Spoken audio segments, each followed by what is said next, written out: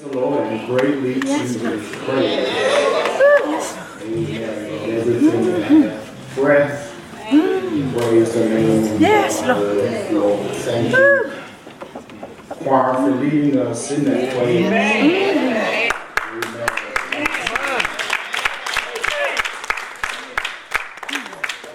For leading us in that praise. Praise is expected of all of God's children. It's something that we can all join in. Amen. We don't have to sit on the sideline when it comes to praise. Amen. All of us have been called to preach. All of us can't serve as ushers at the same time. Amen. But we can all praise at the same time.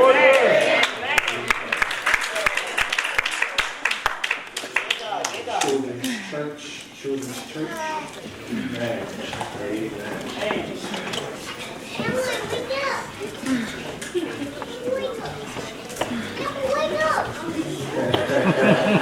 Amen.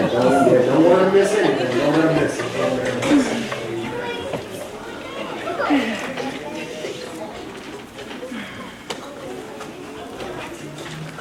I invite you to look at me. First 12 verses of chapter 4 as moving quickly to wrap up this study as we've been considering the life of Ruth and what it has to say for us today as children of the Most High God. So many wonderful pictures, so many wonderful types and lessons that we're able to glean from the life of Ruth that are just as prevalent, just as pertinent today as they were in her day. We have another yet today that we can look at and learn from as we read about her story.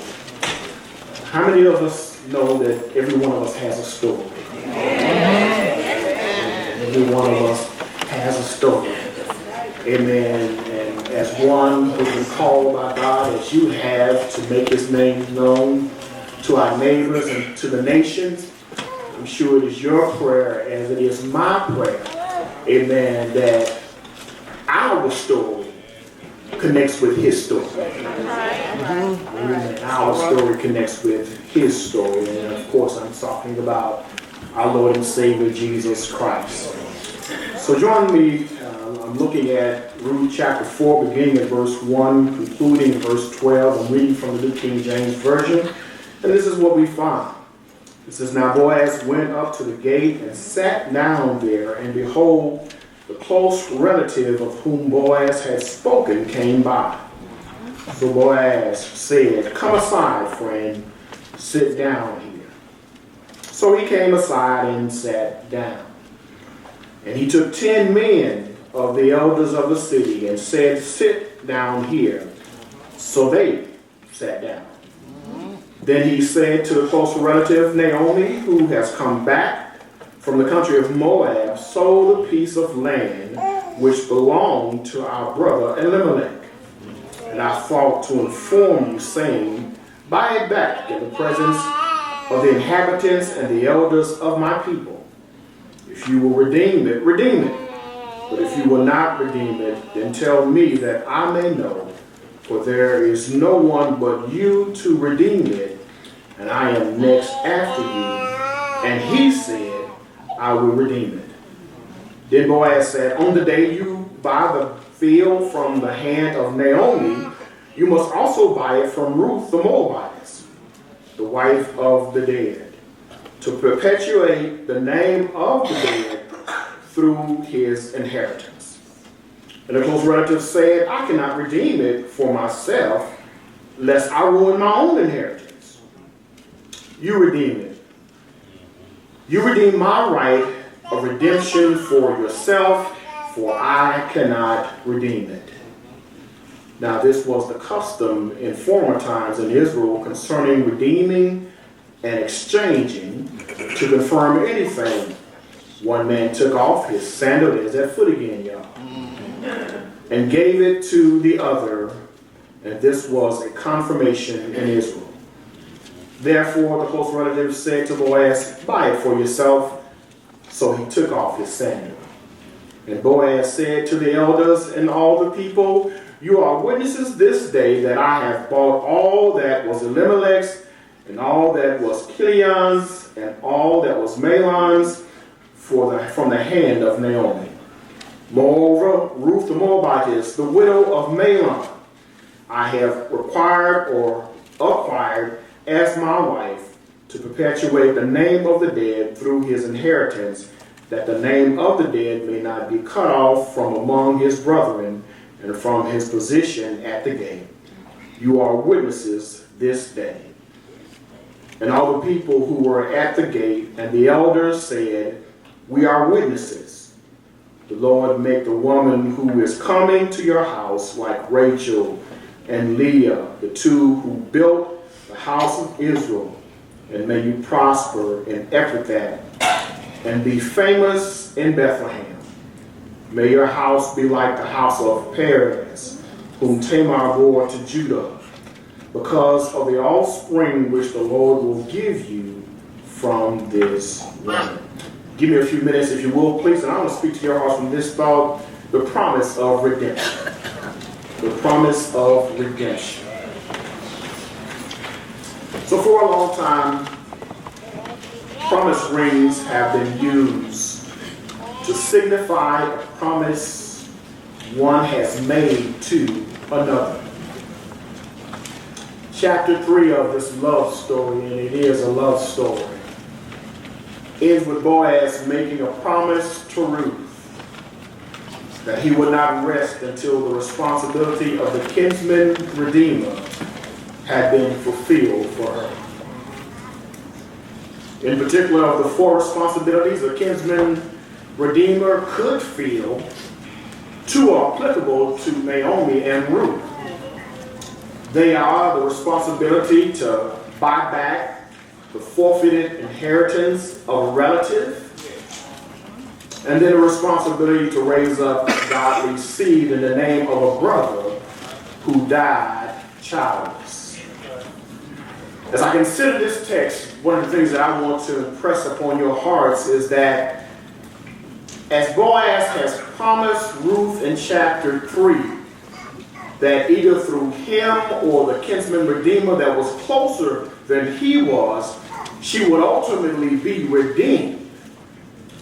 So important was this matter to Boaz, and I want to speak of this importance of this matter to Boaz, because when I consider the facts that we find in these verses that I've read for you, I see it as a matter that was very important to Boaz. How important to Boaz was it? Well, that brings us to our first point. This matter of redemption, this matter of redeeming Naomi and Ruth was so important that the first thing I see in verses 1 and 2 is I see the priority of redemption. The priority of redemption, as he had promised Ruth. Boaz, that same day, made his way to the place of business. He made his way to the place where business was transacted and where judgments and decisions were made. Amen. For you or for me in our day, it may be the courthouse. Amen. But for them in that day, it was at the city gate. And so Boaz made his way to the city gate. As you consider this, what Boaz has promised Ruth, and that he says that I'm not going to rest this day until you have been redeemed, it is also important to remember the time in which this takes place. We have shared with you, as we have talked about the life of Ruth, that it was at the harvest time. It was during the year of harvest that this takes place. And I need to remind you of the fact that for one in the agricultural field, that for a farmer, the time of harvest was an important time of year. That's right. Oh yeah. Amen. For amen. What sense does it make to plant? What sense does it make to cultivate the ground? What sense does it make to put a seed in the ground and water the ground if you're not going to harvest the ground? Amen. Because when they would harvest the ground, that's where they would get their food from. And that's what they would sell in order to be able to care for the home. And so watch this. It is at the harvest time, the busiest and most lucrative time of the year for a farmer, that Boaz drops everything. He drops everything. We have seen, as we have looked at this story of Ruth, that he is there in the field while the field is being harvested. We have read in chapter 3 that he was there at the threshing floor. Amen. While the wheat was being threshed out and the chaff and the grain was being separated from one another. This is a man that was hands-on. He did just not leave his responsibility to his workers to do. And yet, because of the fact that he has promised Ruth that he is going to redeem her this same day, he drops everything and makes his way to the city gate to look for this relative that he has spoken of, who was nearer than he was. And when I look a little closer to the text in verses 1 and 2, this is what I discovered. I discovered that Boaz has a laser-like focus. And have you ever had a situation that you've been dealing with that you had a laser-like focus on? Amen. You knew that before you did anything else, what you needed to take care of was so important that you put stuff off. That you move some things to the bottom of the list, or you move some things even off the list because you recognize how important it was to do that which needed to be done. And so this is what we find Boaz doing. Even though it's time for him to harvest the grain and for them to thresh the grain, he moves all this, amen, to a lower position of priority, and he makes his way to the gate, and he's looking for this man, amen, that he has spoken of to Ruth. And the context of what we find is, I don't know if you've ever been in a situation where you have to try to find somebody in a group of people. But if you're trying to find somebody in a group of people, amen, your attention can't be distracted. All right. Amen. You can't be talking to this person and that person and be looking for the person that you're looking for. And watch this. And the thing about it, that only Boaz knew who he was looking for. Right. He did not delegate this to somebody else. He did not say to somebody else, could you go and tell so-and-so? I need to see him. Because one of the things that Boaz understood and recognized, in order for it to be legitimate and legal, it had to take place at the city gate. It had to take place at the city gate. And so he goes to the city gate and he looks with intensity, because he knows in order for this redemption to take place, amen, he has to talk with this man. Look at the priority of redemption. Look at the priority that Boaz places on this matter. So when he sees the man that he has spoken to Ruth about, the text tells us that he calls him aside in order to address the matter with him. Watch also in this text that it tells us that Boaz took with him 10 witnesses. All right. You count them? Is that what it says? Amen. He took with him 10 witnesses. Now I need to let you know that according to Deuteronomy 17 and 6, he needed to have at least 2 witnesses. And at most he could have 3 witnesses. Because the text said in the mouth of 2 or 3 witnesses, a matter is established. And so how many does he bring with him? Boaz wants to make sure the matter gets done today. Amen. Have you ever been in a situation where somebody owed you something? Amen. Somebody say amen. Somebody say amen. Somebody owed you something. Let's say, for example, I owe you some money. And I'll tell you, I'm going to write you out a check. Amen. It's a good check. It's a good check. I'm going to write you out a check for what I owe you. And you come to me and you say, Reverend Thomas Joseph, you owe me this money. Amen. You said you were going to bring a check to me today. And I said, I left my checkbook at home. If you come to me next Sunday and you remind me, Reverend Thomas, you owe me this money, and you said you were going to give me a check, I said, I left my checkbook at home. you're going to eventually pick up that I'm not serious about giving you the money that I owe you, right? Watch this. Boaz is so serious about redeeming Naomi and Ruth, he had to bring at least 2 witnesses, but he brings 10. If I was serious about paying you your money back, if I forgot my checkbook, I'll give you the money out of my pocket. All right. Because before I came and met you that day, I would go by the bank if I'm serious about it. If I'm serious about it, I would either make sure I had my checkbook with me, or at the very least, I would go by the bank and get the money, which I'm sure you would prefer, right? And then bring you the money if I'm serious about the business transaction. What I need you to see this morning is that Boaz was serious about this transaction. He didn't want it to go another day. He didn't want it to be said you don't have enough witnesses. He doesn't want it to be said that we couldn't find the man that you needed to talk to, because Boaz goes to the city gate where he knows this man will be, and he looks intently for him because he wants to make sure, amen, that this transaction is taking place and taken care of, not tomorrow, but today, not next week, but today, not next year, but today. In the same way, the priority of our redemption was just as important to God, our Redeemer. Isn't that good news, y'all? I got a few amen. Your redemption is my redemption. Your being saved and my being saved. Your sins being forgiven and my sins being forgiven were just as important to God. How important to God were they? Look at 1 Peter chapter 1, verses 18 through 20. I'm going to try to go through all these today. Amen. Dr. Isom, I have these scriptures that I tell Dr. Isom I want to look at and put them on his paper, and I got them on my paper, and most times I go right by them and don't even look at them. Amen. Amen. So we're going to look at these because I need you to understand this, that the priority of your redemption and my redemption was important to God. It's important to God. Okay? So look at 1 Peter chapter 1, verses 18 through 20. 1 Peter chapter 1, verses 18 through 20.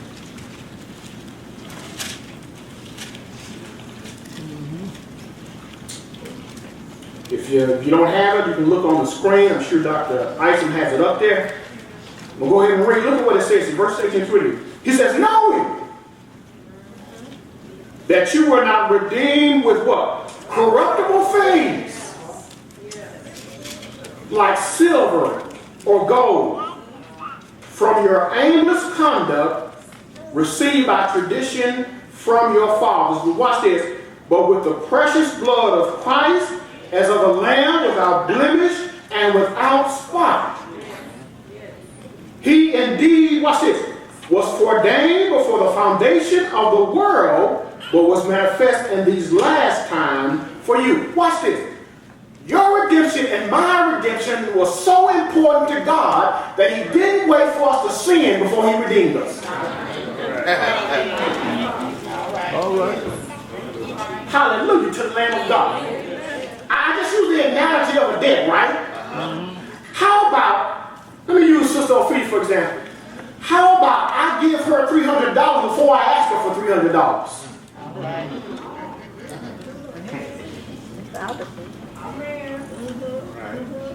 Watch it. I give her $300 before I ask her for $300. So really, when I ask her for $300, I'm really not incurring the debt. Because I have given her before I asked her. In God's eye, because he knew we were sinning, he said, I'm going to make a way for you to be forgiven before you even sin. Sounds like priority to me, y'all. So important to God was your being saved and my being saved that he made a way for us to be forgiven before we even sin. Did not verse 20 say before the foundation of the world? Before any of us even got here, including Adam, amen, who was the one by whom sin came into the world.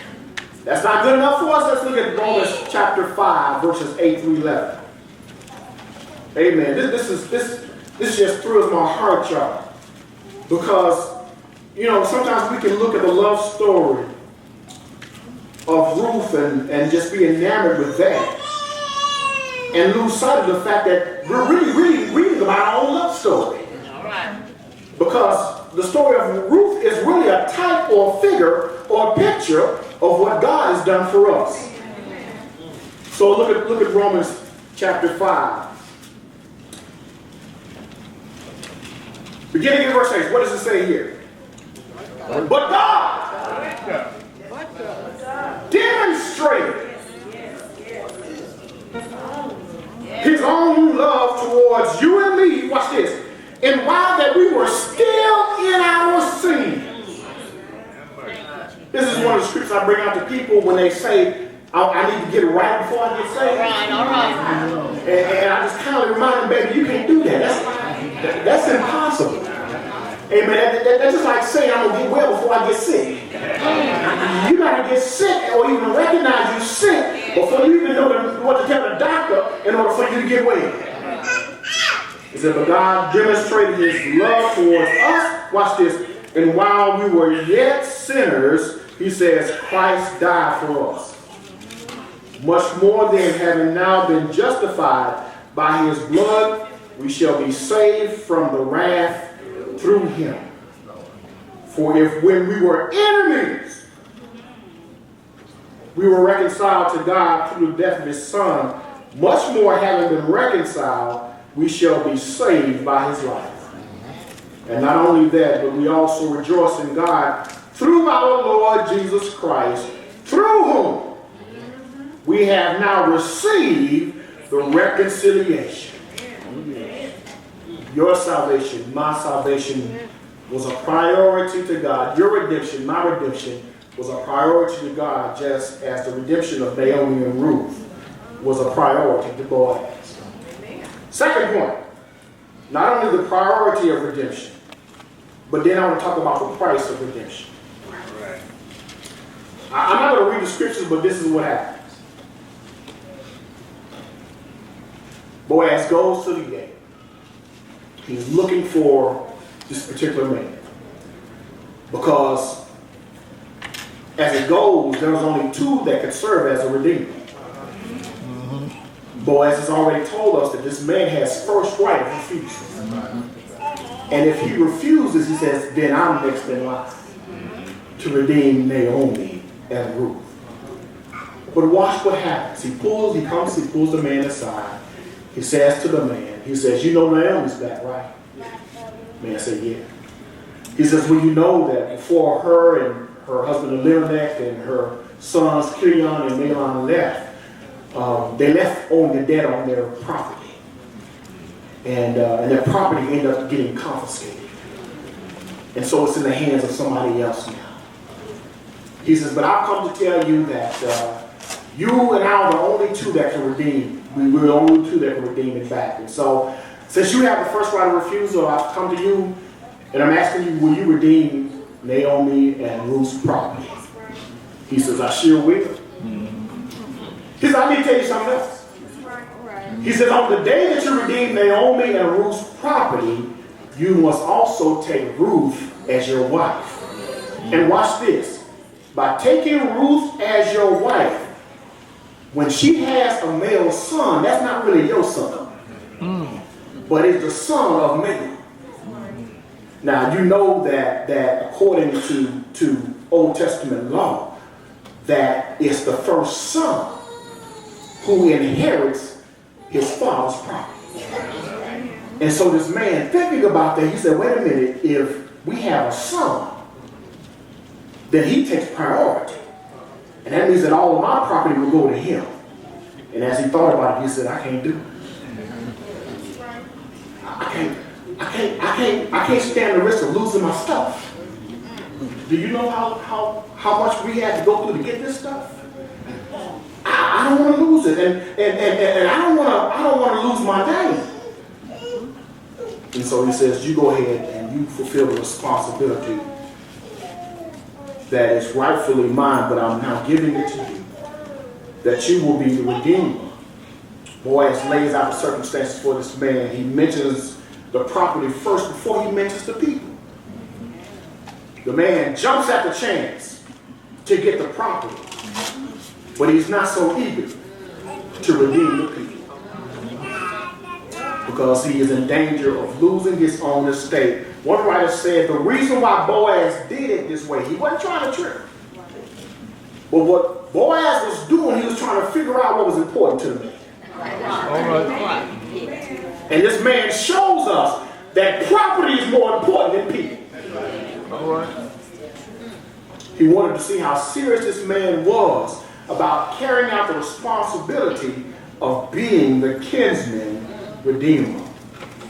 This man was eager to redeem it when it was about possessions. He was quick to redeem it when it came to what he could gain from a material standpoint. But when people were added to the mix, he was not so quick to want to do it. And in fact, he refused to carry out the responsibility of being a kinsman redeemer. Sadly, many churches today have twisted the word of God. They are more concerned about possessions than they are about people. But according to Matthew 6:26, it says, "For what does a man profit if he should gain the whole world and lose his own soul? Or what will a man give in exchange for his soul?" Whereas the mere kinsman was not willing to run the risk of losing his estate to redeem Naomi and Ruth, Boaz, on the other hand, was willing to risk everything in order to redeem them. Because you need to understand, by serving as kinsman redeemer, Boaz was agreeing to assume everything that came with the property. That means all the debt, dilapidated buildings, what had been affected by drought, whatever condition the property came in, Boaz said, sight unseen, I'll take on responsibility. Can I tell you something, y'all? The same way Boaz was willing to take on their debt, Jesus took on your debt and mine. I'm happy to this morning, y'all. I told y'all it's more than a love story about Ruth and Boaz and Naomi. It is a love story about God's love for us. All right. Watch this. 2 Corinthians chapter 5, verse 21. 2 Corinthians chapter 5, verse 21. Boaz agrees by being their kinsman redeemer to take on their debt. And so what I'm sharing with you today, according to Scripture, by Jesus Christ agreeing to be our redeemer, he took on our debt, y'all. You know what our debt was, don't you? The debt of sin, yes. You can say it in church, y'all. The debt of sin, Jesus took on that debt for you and for me. Look at what it says in 2 Corinthians chapter 5, verse 21. Am I doing all right, Dr. Isom? Amen. All right. Watch this. Read again what's here from New King James. For he, speaking of God, that's the first thing is God, made him, speaking of Jesus Christ, who knew no sin. Is that what it said now? God made Jesus, who knew no sin, watch, to be made sin for us. He took on our debt, that we might become the righteousness of God in him. Now, I don't care what school you go to. I don't care what business degree you have. But in a transaction like that, man would consider that a win-lose situation. I take all your debt, and I give you something good. I take all your debt, and I give you your property back. I take all your debt, and you're able to go back to that house. You'll be able to go back to that farm. You'll be able to go back to that estate. Here's the keys. Go through the front door. It's yours. Now, in man's way of thinking, that's not a good transaction. But in God's way of thinking, that's the best transaction. Why is it the best transaction? Because when Jesus Christ died and rose again on the cross for you and me, we became his. And I don't care how you look at it, I'm glad the Lord took on that debt. Psalm says, I was sinking deep in sin, far from a peaceful shore, very deeply stained within. sinking to rise no more. But the master of the sea heard my despairing cry, and from the waters he lifted me, now safe and alive. Amen. That's what Jesus Christ did for us, y'all. He took upon us, he took his sin upon himself so that he might give us righteousness. And you know what? I'm glad to be a part of a church that understands that. Oh, yeah. Amen. I'm glad to be a part of a church that believes in evangelism. Hallelujah to the name of God. I'm glad to be a part of a church of me that believes in going out and witnessing. And even if you don't go out and witness, you can witness to your neighbor, you can witness to your friend, you can witness to your family member, you can witness to your co-worker. Because those of us who have been redeemed should so desire no one to go to hell. Amen.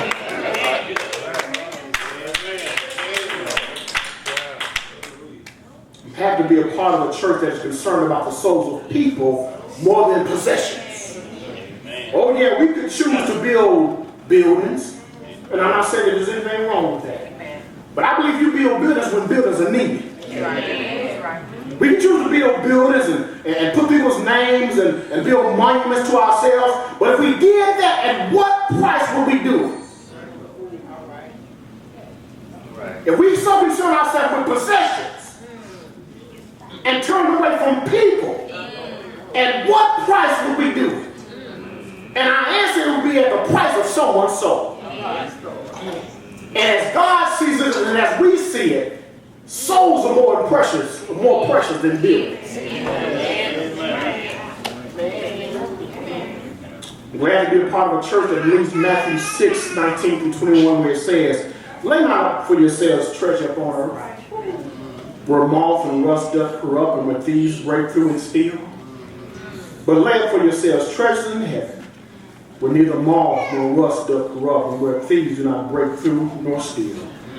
For where your treasure is, there will your heart be also." Here it is. This kinsman redeemer was concerned about himself. He was concerned about himself. It didn't move upon him that on his best day, his ability to keep himself would be a failure. And on his worst day, if he allowed God to keep him, he would be a success. Amen. I went to the beach one time, Sister Courtney. I went to the beach more than one time.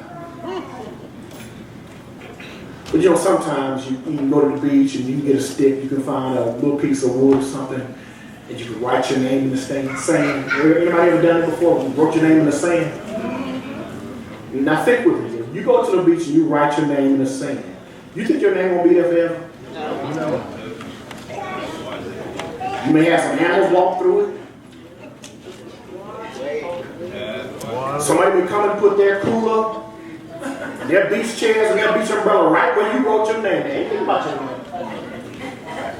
And just like I heard somebody say, you know what, that water eventually, somebody will come and step over it, and your name be gone. Sometimes people build monuments to themselves because they want to be known forever. Not realizing that time itself is going to eventually wash their names away. But God has a different way of doing it. God says, if you are willing to forget about yourself, I'll make your name permanent. Isn't that good, y'all? He said, you can either make a name for yourself and it'll be washed away, or you can forget about yourself and I'll make your name permanent. Any good y'all, we're reading here in 2019 about a man by the name of Boaz. How many Boazes you know? It's not a common name, is it? It's not a name that just, I'm going to name my son Boaz. Now, that's a respectable name. It's an honorable name, but you just don't find a name being given to young men too much. And yet we're here today on the 4th Sunday of September talking about Boaz. God has so written his name that it'll never be washed away. And you know what God will do the same for you and me. Does not the Bible say that when we got saved, he wrote our name in the Lamb's book of life? Oh, yeah. So it'll never be washed away. I think about the fact that when Jesus was in the Garden of Gethsemane praying, he said, Lord, if it's possible, let this cup pass from me, but not as I will, but thy will be done. Here you have Boaz that's so willing to become nothing in order that he might redeem Ruth and Naomi. And Paul tells us, let this mind be in you, which was also in Christ Jesus, who being in form very God, did not consider his reputation, did not consider his godness, did not consider his name something to hold on to, but became a servant. And being as a servant, he says he humbled himself and was obedient to death, even death on the cross. Watch this. Wherefore God has highly exalted his name and given him a name which is above every name. That's the name of Jesus. I'm going to give you one more time. That is the name of Jesus. And one more time for the Holy Ghost. And at the name of Jesus, every knee shall bow. And every tongue shall confess that he is Lord, to the glory of God the Father. How did God see in the Old Testament the giving of his son? How did Jesus see in the New Testament his coming and being made a sacrifice for man's sin? Well, when you read Isaiah 53 and 10, it tells us that it pleased God to bruise him. It pleased God to send his son to be bruised for you and me. I tell you, we owe him our life. We owe him our prayers. We owe him our service for the rest of our days. How did Jesus see coming and being made the sacrifice for sin? Hebrews 12 and 2b says, for the joy that was set before him, endured the cross, despising the shame, and is set down at the right hand of the throne of God. Last point, and we'll move forward in this worship experience. We've talked about the priority of redemption and the price of redemption. The last thing I want to mention to you is the proclamation of redemption.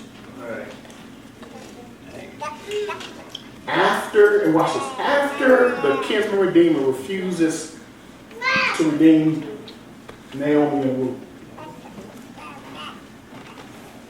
as a sign of his unwillingness to fulfill his responsibility, he takes off his shoe and gives it to Boaz. Now just think for a second with me.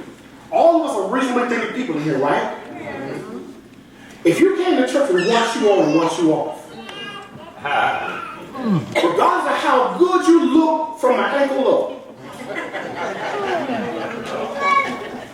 if you came to church, if you went to work, if you went to the gym, if you just went outside to get your mail from your mailbox with one shoe on and one shoe off, when somebody sees you, they're going to say something wrong.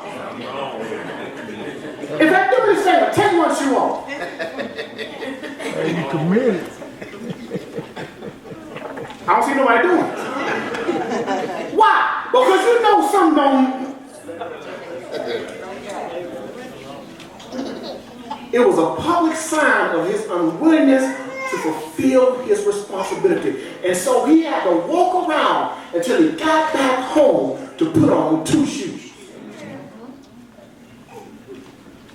It was embarrassing for him to have to admit, and yet he does so because he was more concerned about with property than he was about people. Hear the proclamation of redemption. Once the transaction had been completed, Boaz declared the good news of what had just happened. Both the people and the property had been redeemed. Both the people and the property had been redeemed. Reminds me of what happened on the cross when Jesus said it is finished. When Jesus said it was finished, he meant, and he was talking about the fact that the transaction had been completed. He was informing all of creation that the transaction was complete and that the price of redemption had been paid for all mankind. Those witnesses the Boaz brought with him stepped up and spoke of their responsibility to what had just taken place. And they said, we are witnesses too. And you know, my dears in Christ, we are witnesses too. We are witnesses too. We are witnesses to the love of God. We are witnesses to the grace of God. We are witnesses to the mercy of God and what God has done for us. David Watson, in his book, Called and Committed, World-Changing Discipleship, tells us this about witnesses. 4 things. First of all, he says, a witness must have a first-hand experience of Christ. Hearsay is not acceptable in a court of law, nor in the court of this world's opinion. People will listen only to what we have personally seen and heard. If you've been saved by the precious blood of Jesus Christ, if Christ has forgiven your sin and has transformed your life, then you have first-hand experience of Jesus Christ. Second, a witness must be able to express himself verbally or herself. We may witness effectively through our lives, and we should, our work, and we should, our relationships, our attitudes, our suffering, and even our death. Yet, we must still be ready at all times to answer anyone who asks you to explain the hope you have in you. We must do so with gentleness and respect, and with the integrity of our lives, demonstrating the truth of our words, our walk and our talk with God. What we say about Christ and what people see in us about Christ should always line up. Thirdly, he says that a witness will have confidence in the power of God. He relies on the power of the message of Christ and Him crucified. And you know the good thing about it is, and the Lord tells us this, all we need to do is just preach the word. Amen. Amen. Now, a lot of times we get fused when we talk about preaching the word, we think it's on Sunday morning. Between 11 and 12. But when you share the gospel with your neighbor, your friend, your family member, you're preaching the word. In fact, I would dare say that God would desire more preaching to go outside of the walls than what's going on inside the walls. And what he's saying is just trust the message. You ain't got to add to it. And God forbid, don't take nothing away from it. Just preach the word. He says, a confidence in the power of God. He says, in the power of the Holy Spirit, who knows that God can break through any defenses. I don't care the hardest heart. I don't care the person say, I hate God. I don't care the person say, I don't believe in Christ, and don't bring that stuff to me. God can penetrate the hardest heart. He did it with Paul, did he not? Amen. When he got through with Paul, Paul was running to him. I mean, listen, I know what street folks live on. Amen. Did not the Bible say there's nothing too hard for God? All right, I'm almost through, y'all. I'm almost through. This confidence will not be brash, but humble and sensitive, marked by much prayer. Much prayer. Much prayer. Try to get those on the back road and make you fall asleep. He knows that without God, he can do nothing. But with God, all things are possible. Fourth thing, a witness will have compassion for the spiritual lost. You know, you've heard me say before this many times. The reason why folks lie and kill and steal and cheat and all that kind of stuff, those who aren't saved, you know why they do that? Because they ain't saved. Now, you may not understand it, or I may not understand because we've been born again, but it's perfectly sensible to them. Because they live by their own wits. They live by their own God. They imagine what's important, what's right, what's acceptable, what needs to be done, and then they do it. And despite how much it doesn't make sense to us, it makes total sense to them. Because they're unsaved. They're doing what's in their nature to do. Can I tell you? Let me tell you this. I'm almost it. Do you know why a pig roots around in mud? It's his nature. Now you don't see a horse rooting around in mud, do you? It is not the nature of a horse to run around in mud. You don't see pigs galloping either, do you?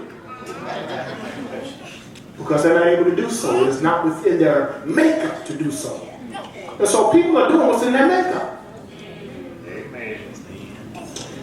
So I have compassion for the spiritual lost. He will care for them as individuals who matter deeply to God. That's one thing we got to remember. Our sinful neighbors, our sinful friends, our sinful family members, they are deeply loved by God. They are deeply loved. Can I tell you something? Before I got saved, I was no better than them. Can I tell you something else? God does not have classes of sin. All right. Because you ain't never killed nobody, you is not as bad of a sinner as somebody who has. When God sees a sin, is sin is sin. And the sin of lying that's not repented will take you to hell just like the sin of murder. If you don't give your heart to Jesus Christ. So we get too high on ourselves sometimes. Sticking our chests out. Just because we've never committed fornication or adultery, those who have are worse than we are.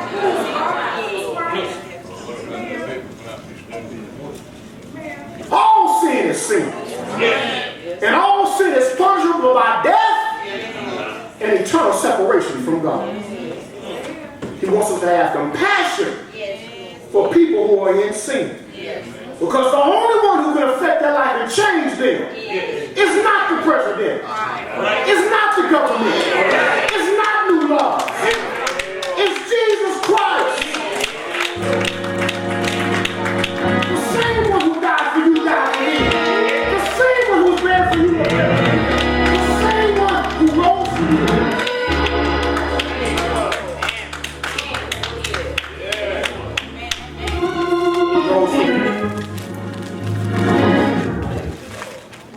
Last thing, I know I've gone totally longer than I planned to go, but you know what? Thank you, Lord. Listen, I'll ask for forgiveness when I'm too long, but I'll never ask for forgiveness when God is too long. How long did Jesus preach? Sometimes Jesus preached all day long. Turn to Hebrews chapter 2, verses 9 through 12. We're going to get on that. Jesus makes this statement. When he's teaching and preaching, as it relates to witnessing and being a witness for him. He says, if you're ashamed to own me before the sinful and adulterous generation, he says, I'll be ashamed to own you before my Father, which is in heaven. Now, that's not Hebrews, but we get ready to get there. He says, if you're ashamed to own me before this sinful and adulterous generation, he says, I'll be ashamed to own you before my Father, which is in heaven. Conversely, if you're not ashamed to own me before the sinful and adulterous generation, he says, I won't be ashamed to own you before my Father, which is in heaven. Hebrews chapter 2, verses 9 through 12 is an extension of that. It is in line with what Jesus says when he says, if you're not ashamed to own me, if you will speak for me, if you'll be a witness for me, I will not be ashamed to own you when I stand before my Father which is in heaven. Look at what he says here. Hebrews chapter 9, is that what I said? Chapter 2, okay, well I'm not in chapter 9 yet. Hebrews chapter 2, look at verse 9, beginning of verse 9, look at what it says here. He said, but we see Jesus, who was made a little lower than the angels, for the suffering of death, crowned with glory and honor, that he, by the grace of God, may taste death for everyone. For everyone. Who did Jesus die for? Everyone. Not just the preachers, not just black folks, not just white folks, everybody. For it was fitting for him, for whom all things and by whom all things, and bringing, watch this, many songs. That's you, that's me. He takes pleasure in the fact that there will be many in heaven because of what he did for us. And bringing many sons to glory. to make the captain of their salvation perfect through suffering.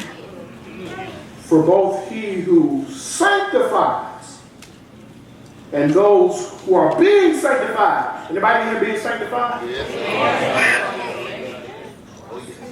I ain't all that I should be, but I ain't what I used to be, right? For both he who sanctifies and those who are being sanctified are, watch this, are all of one. For which reason, watch this, he is not ashamed to call them brethren.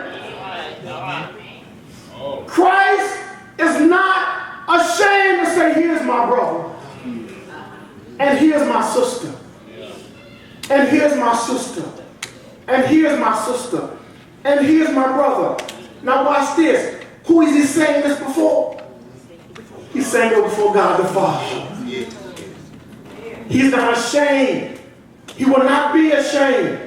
For those of us who are in him, for those of us who've been forgiven, for those of us who've been saved, doesn't matter what our past was like. Doesn't matter what kind of sins we committed. Doesn't matter how much hell was in our heart, because they've all been forgiven by the precious blood of Jesus Christ, who died, who was buried, who rose again. He did because of the priority of redemption. He did knowing the price of redemption.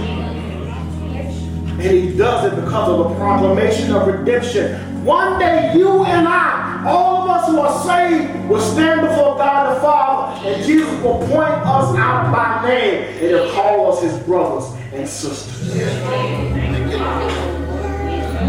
The song that says, when all of God's children get together. What a time. What a time.